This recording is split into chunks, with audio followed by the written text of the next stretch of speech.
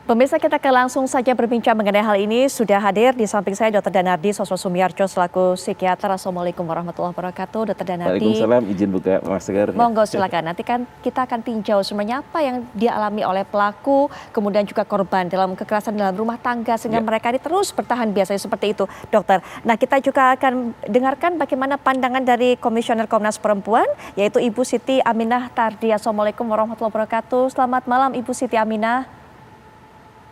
Selamat malam Mbak Putri. Baik, Ibu Siti Aminah, yang sering menjadi salah satu alasan bagi seorang istri karena menerima KDRT atau kekerasan dalam rumah tangga dan tetap mempertahankan rumah tangga itu adalah karena faktor anak, itu salah satunya. Dan juga ingin tidak bercerai dari suaminya, mempertahankan keutuhan rumah tangganya. Tapi justru hal-hal alasan seperti ini malah membuatnya menjadi terus-menerus korban, menjadi terus-menerus ini sasaran emosi dari suaminya. Silakan Bu, berikan pandangannya.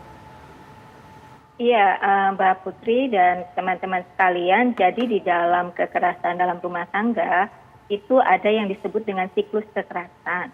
Siklus kekerasan itu ada 4 fase, yaitu tahap ketegangan, tahap konflik atau kekerasan, baik kekerasan itu berbentuk fisik, psikis, seksual maupun ekonomi, kemudian tahap bulan madu atau permintaan maaf, dan tahap stabil. Yang setiap pasangan itu berbeda siklusnya ya, dan siklus ini terus berputar. Yang secara berputar tahap ketegangan, kekerasan, kemudian minta maaf, bulan madu dan seterusnya. Nah, siklus ini yang kalau tidak dihentikan dapat berakibat fatal, termasuk berakibat kepada kematian. Kemudian tadi betul bahwa banyak korban kekerasan dalam rumah tangga, khususnya kekerasan terhadap istri, ini tidak melaporkan kasus yang dialaminya. Pertama, karena memang cara pandang masyarakat masih menilai bahwa kekerasan yang dilakukan suami terhadap istri adalah aib. Perempuan yang menceritakan atau mengadukan kekerasan yang dialaminya dianggap mengumbar aib keluarga atau mempermalukan keluarga. Itu hal yang sangat mendasar. Kemudian kedua tentunya ada ketergantungan emosi atau cinta ya, dan ketergantungan finansial yang menyebabkan perempuan itu sulit untuk melepaskan diri dari kekerasan. Kemudian hal yang lain, misalnya jika ia memiliki anak yang masih tergantung kepada ayahnya terhadap keluarganya, maka itu juga menjadi salah satu faktor. Tapi di balik itu semuanya adalah faktor utamanya adalah relasi yang timpang antara laki-laki dan perempuan. Dalam hal ini dalam konteks gendernya ya, karena bagaimanapun laki-laki di dalam struktur sosial kita ditempatkan superior atau lebih tinggi ya dibandingkan perempuan. Baik. Dan karena itu kemudian laki-laki seakan-akan memiliki hak untuk mendisiplinkan atau mendidik perempuan. Itu akad. Ya, mungkin ini juga bisa dijelaskan lebih lanjut oleh Dr. Danardi. Merasa dirinya superior, seorang pemimpin kepala rumah tangga sehingga bisa bertindak semena-mena terhadap istrinya yang tidak menuruti kemauannya. Ini juga terjadi pada kasus Vena Melinda dan suaminya, dokter. Karena banyak sekali faktor, termasuk juga kalau dari pengacaranya, ini Hotma mengatakan bahwa tidak mau atau tidak ingin melayani suaminya begitu karena sedang sakit dan sebagainya, juga menjadi salah satu alasan suaminya ini melakukan kekerasan kepada Vena Melinda. Ya, jadi memang kalau dalam urusan perkawinan ini memang kita harus fokusnya tetap dua. Apakah ini masalahnya di suami atau masalahnya di istri. Dan itu masing-masing juga harus kita dalami. Tapi prinsipnya bahwa dalam suatu terapi perkawinan adalah dua-duanya harus disampaikan informasi, dua-duanya harus punya awareness. Karena apa?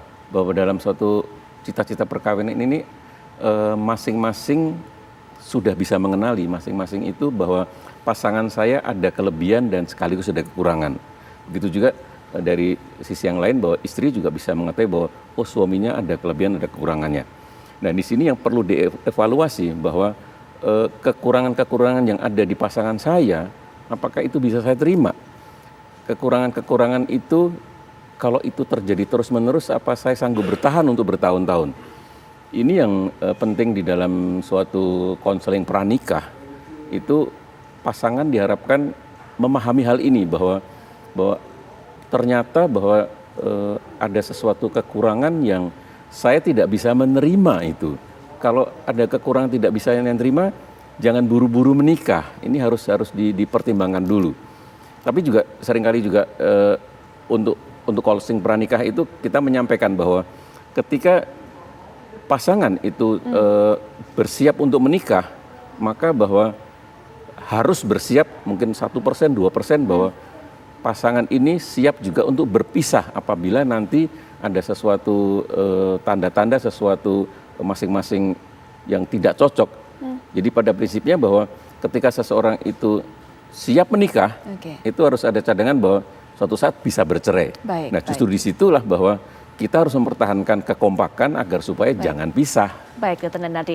Kedua-duanya ini pernah merajut rumah tangga sebelumnya, masing-masing tentunya. Apalagi ya. Seharusnya mereka belajar dari pengalaman. Karena kalau dari cerita-cerita juga yang disampaikan melalui media, bukan sekali ini saja sebenarnya Ferry Irawan ini melakukan kekerasan kepada istri-istrinya, terutama mantan istrinya. Yang sebelumnya juga seperti itu. Ini merupakan bagian karakter pengendalian emosi yang tidak bisa dilakukan atau seperti apa? Nanti kita akan perdalam lebih ini, karena ini kok terulang terus begitu, Dr. Danardi. Termasuk juga nanti Ibu Siti Aminah mungkin bisa diberikan edukasi kepada kaum perempuan. Ini karena memang tidak ada yang melaporkan ketika menerima kekerasan, termasuk juga salah satunya adalah sulit untuk bisa menunjukkan buktinya. Seperti Vena Melinda menahan selama ini diam karena tidak bisa membuktikan kekerasan yang dilakukan oleh suaminya. Kita akan bahas nanti Ibu setelah jeda berikut ini.